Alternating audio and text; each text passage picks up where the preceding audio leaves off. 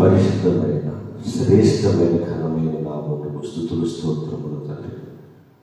దేవదేవుడైన ఈరోజు నీ పాద సన్నిధిలో ఇట్టి రీతిగా తండ్రి నీ నామాన్ని కనపరచుటకు, ఆత్మతో సత్యముతో నిన్ను ఆరాధించుటకు మీరు మాకు ఇచ్చిన గొప్ప అవకాశం బట్టి వందనములు తండ్రి.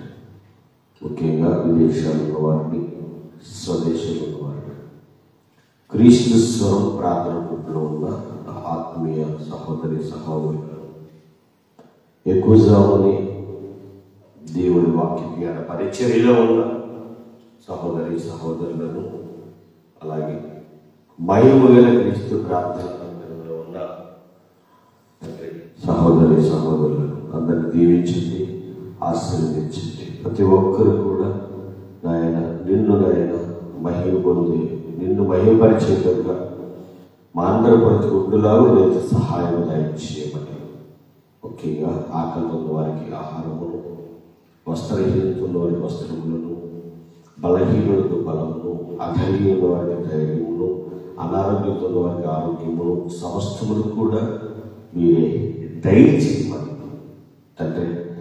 సమస్తము ఎరుగని గొప్ప దేవుడు తండ్రి, నీకు మరుగై ఏది లేదు తండ్రి. కనుక ప్రతి ఒక్కరిని దీవించి ఆశీర్వదించమని ఇప్పుడు వాక్యం ధ్యానిస్తూ ఉండగా మీరు మాతో మాట్లాడి మమ్మల్ని బలపరిచి స్థిరపరచమని మా ప్రభుత్వంలో రాని ఉన్న యేసుక్రీస్తు వరకు ఈ నామమున ఈ ప్రార్థన మనల్ని వేడుకొనిచున్నాము తండ్రి.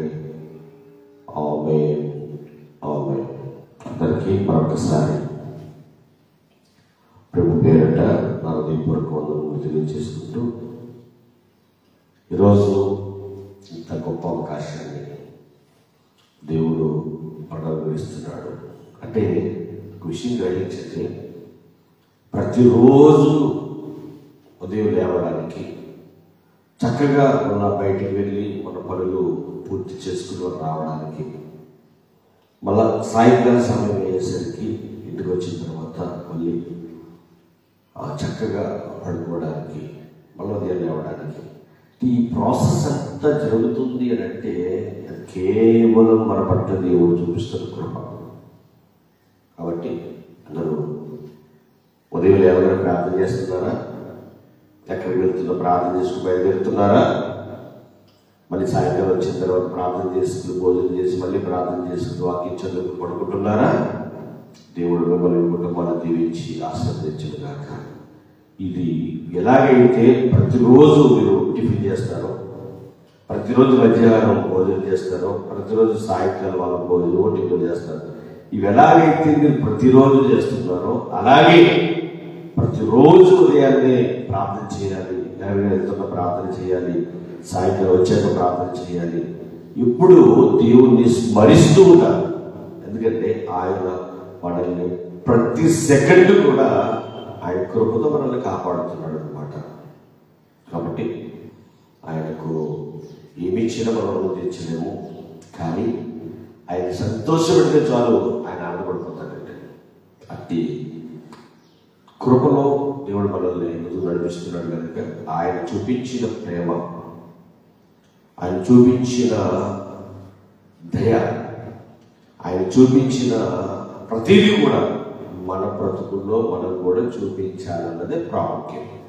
అదే మనం నేర్చుకోవాలని పదే పదే నేను చెప్తున్నాను. ఎందుకంటే ప్రేమ లేని వాడు నా వాడు కాదు అని, ప్రేమ లేకపోతే మనం వ్యర్థులు అని, ప్రేమ లేకపోతే నువ్వు బ్రతుకున్న వృద్ధుడు అని, ప్రేమ లేకపోతే నువ్వు అసలు దేవుని కుమారుడు కుమార్తెవే కాదని, ప్రేమే శాశ్వతం అని, ప్రేమే గొప్పదని, ఆ క్రీస్తు ప్రేమను మనకు కనపరుస్తూ, ఆ ప్రేమను మనకు చూపిస్తూ, మనల్ని ప్రేమ చూపించమని దేవుడు ఎంతగానో మనకి ఎన్నో మాటలు తెలియజేస్తూ ఉన్నారు.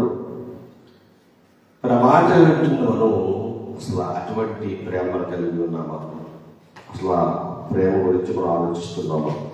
అసలు దేవుడు ఎందుకు అంత గొప్ప మాటలు రాయించాడు అని మనం ఆలోచిస్తే, మొదటిగా యోహాను సువార్త ఒకసారి.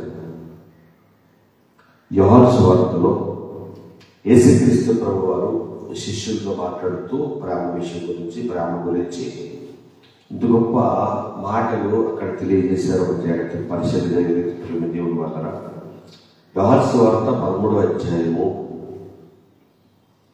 34, 35 వచనాలు.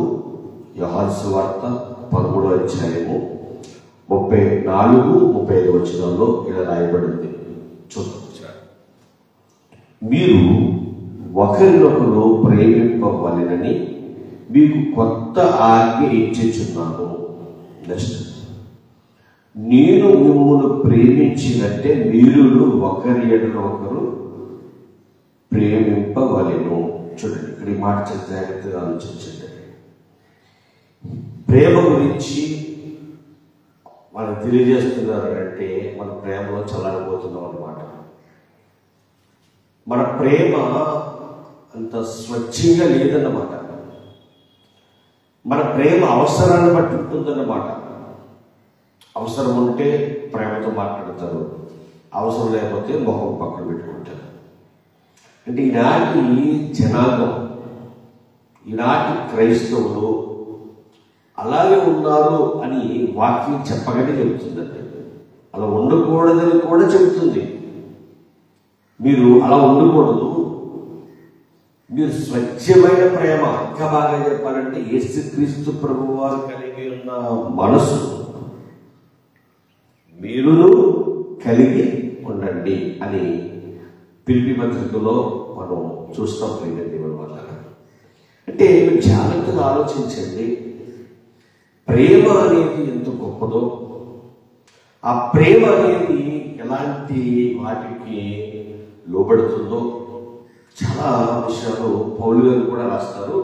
ఫస్ట్ యేసుక్రీస్తు ప్రభువు వారు అన్న మాటలు ఒక్కసారి మనం ఆలోచించి అప్పుడు పౌలు గారు ఏమన్నారు అక్కడ కూడా వెళ్దాం. మొదటిగా యేసుక్రీస్తు ప్రభువు వారు అంటున్న మాట ఏంటంటే, మీరు ఒకరి ఎడల ఒకరు ప్రేమించుకునవలెను మీకు కొత్త ఆజ్ఞ ఇచ్చుచున్నాను. నేను ఆ కొత్త ఆజ్ఞ ప్రేమించుకోండి, ప్రేమ కలిగి జీవించండి అంటారు అర్థం. అంటే ఆప్యాయత కలిగి, అనురాగం కలిగి మీరు ప్రేమ కలిగి ఉండండి. ఒకరి పట్ల ఒకరి ద్వేషాలు ఉండకూడదు, ద్వేష భావాలు ఉండకూడదు, కుళ్ళు కుతంత్రాలు ఉండకూడదు, కల్మషాలు ఉండకూడదు. ఎంత చక్కగా చెప్తున్నాడండి దేవుడు. అంటే దేవుడు చెప్పే మాటలు మరి ఎందుకు వెళ్ళబోతున్నామని చెప్పండి. వాడు అది చేశాడు, వాడు ఇది చేశాడు అంటే వ్యక్తి మీద ద్వేషం పెంచుకోకండి. ఒకవేళ వాక్యానుసారంగా ఒకవేళ పొరపాటు జరుగుతూ ఉంటే దాని గురించి మాట్లాడండి, అది కూడా ఖండించండి, బుద్ధి చెప్పండి. కానీ వ్యక్తిని ఎప్పుడు దూషించవద్దు. ఎందుకంటే ఆ వ్యక్తి తన వ్యక్తిగత పనులను బట్టి దేవుడే వాళ్ళకి తీర్పిస్తాడు. వ్యక్తిగత పనులను బట్టి దేవుడిని తీర్పిస్తాడు. కాబట్టి ఏ ఒక్కరిని అనే హక్కు కానీ అధికారం కానీ మనకు లేదని దేవుడు ఎప్పుడో కొన్ని వేల సంవత్సరాల క్రితమే రాయించేశాడు. కాబట్టి ఇక్కడ యేసుక్రీస్తు ప్రభువారు అన్న మాట ఏంటంటే, ప్రేమ దేవుడు వలన మీరు ఒకరినొకరు ప్రేమింపవలెనని మీకు కొత్త ఆజ్ఞ ఇస్తున్నాను. Okay, right. తర్వాత చూడండి, నేను మిమ్మును ప్రేమించినట్టే మీరును ఒకరినొకరు ప్రేమింపవలెను. నేను ఎలాగైతే ప్రేమిస్తాను మీకు తెలుసు కదా, కల్మషము లేని ప్రేమ కదా, తెలుసు కదా. నేను మిమ్మల్ని ఎలాగైతే ప్రేమించానో, నేను మిమ్మల్ని ఎలాగైతే ప్రేమలో ముందుకు నడిపిస్తున్నానో, నేను చూపించిన ప్రేమే మీరు ఇతర పట్ల చూపించాలి. ఓకేనా? అంత చక్కగా చెప్పాడండి యేసుక్రీస్తు ప్రభువారు. నేను మిమ్మును ప్రేమించినట్టే మీరును ప్రేమ కలిగి ఉండండి. అలా ఉండడం వల్ల ఏంటి లాభం అని అంటే ఇక్కడ అంటాడు 5వ వచనంలో, మీరు ఒకరి ఎడల ఒకడు ప్రేమ కలిగిన వారైన ఎడల దీనిని బట్టే మీరు నా శిష్యులని అందరూ తెలుసుకుందురు. దేవుని నామానికి మహిమ కలుగునుగాక. యేసుక్రీస్తు ప్రభువును ప్రకటిస్తున్నామన్నా, యేసుక్రీస్తు ప్రభువారి గురించి చెప్తా ఉన్నామన్నా, యేసుక్రీస్తు ప్రభువారి గురించి వాక్యాలు అనేక మందికి వెదజల్లాలన్నా ముందు నువ్వు ఒకరి పట్ల ఒకరు ప్రేమ కలిగి ఉండాలి. అప్పుడే ఆ వాక్యము వారిలోనికి వెళ్తుంది. ఎంత చక్కగా దేవుడు మాటలు మనకి తెలియజేస్తున్నాడు. ఒకరి పట్ల ఒకరికి ఏం కలిగి ఉండాలట? ప్రేమ కలిగి ఉండాలి. మీరు అటువంటి ప్రేమ కలిగి ఎప్పుడైతే జీవిస్తారో అప్పుడు అందరూ తెలుసుకుంటారో వీరు క్రీస్తు ప్రేమను వెదజల్లుతున్నారు అని. మనమే ఒకరి మీద ఒకరు పడి, ఒకరి గురించి ఒకరు తిట్టుకుంటూ, ఒకరి ద్వేషం పలుకుంటూ, మన కుటుంబంలోనేనండి, క్రైస్తవ కుటుంబంలో జరిగే దాడులన్నీ కూడా వాడి తప్పు, వీడి తప్పు, వాడిది వీడిది. నువ్వేందు ముందు? అసలు నువ్వేంటి? నువ్వు ఎలా బ్రతుకుతున్నావు? నువ్వు ఏ ప్రేమ కలిగి జీవిస్తున్నావు అని దేవుడు అడిగాడు అనుకోండి, మన దగ్గర సమాధానం ఉందా? కాబట్టి ప్రేమ దేవుడు వద్దన దేవుడు మనల్ని గొప్పగా కాపాడాలని, గొప్పగా ముందుకు తీసుకెళ్లాలని ఆశపడుతున్నాడు. ఆశలు తీర్చేవారుగా మీరు ఉన్నారంటే యేసుక్రీస్తు ప్రభువు ఎలాగైతే నేను మిమ్మల్ని ప్రేమించినట్టుగా మీరు ఒకరి పట్ల ఒకరి ప్రేమ కలిగి ఉండండి అన్న మాట ఇప్పుడు చూపించండి. దేవుడు మిమ్మల్ని మీ కుటుంబాన్ని దీవించి ఆశీర్వదించును గాక. ఆమేన్.